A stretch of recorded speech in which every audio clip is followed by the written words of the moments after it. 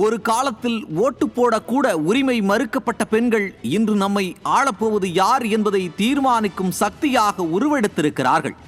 ஆண் வாக்காளர்களை விட இன்று பெண் வாக்காளர்களே அதிகம். அதனால்தான் ஒவ்வொரு அரசியல் கட்சியும் அந்த பெண் வாக்காளர்களை கவர்வதையே தேர்தல் பிரச்சார யுக்தியாக வைத்திருக்கின்றன. அது பலனளிக்கவும் செய்கிறது. தமிழ்நாடு அரசியல் மட்டுமின்றி மற்ற மாநிலங்கள், இன்னும் சொல்ல போனால் தேசிய அரசியலிலும் இந்த யுக்தியை கடைபிடிக்க தொடங்கி இருக்கிறார்கள். அதற்கு முழுமுதற் காரணமே தமிழ்நாடு தான்.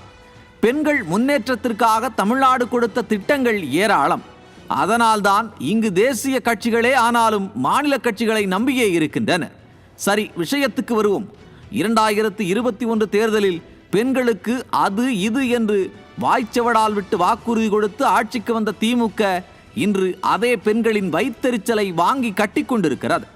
புரட்சி தலைவர், புரட்சி தலைவி முதல் புரட்சி தமிழர் வரை பெண்களின் நலனில் அக்கறை கொண்டிருந்ததாலேயே இன்றும் என்றும் பெண்கள் மத்தியில் அதிமுகவிற்கு என்று எப்போதும் ஒரு நல்ல அபிப்பிராயமும் அன்பும் நிறைந்திருக்கிறது.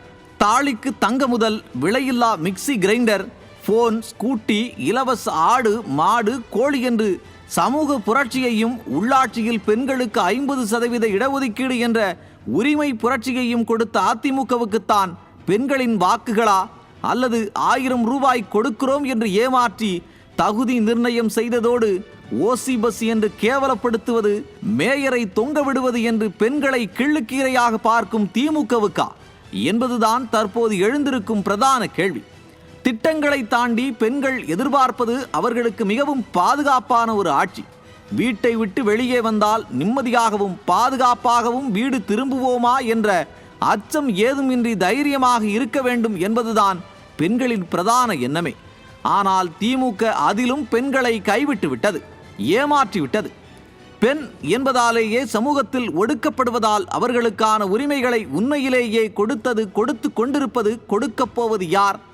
அதிமுக என்ற அனைத்து மக்களுக்குமான இயக்கத்துடன் எந்த அளவுக்கு உணர்வு ரீதியாக பின்னி பிணைந்து இருக்கிறார்கள் தமிழ்நாட்டு பெண்கள்?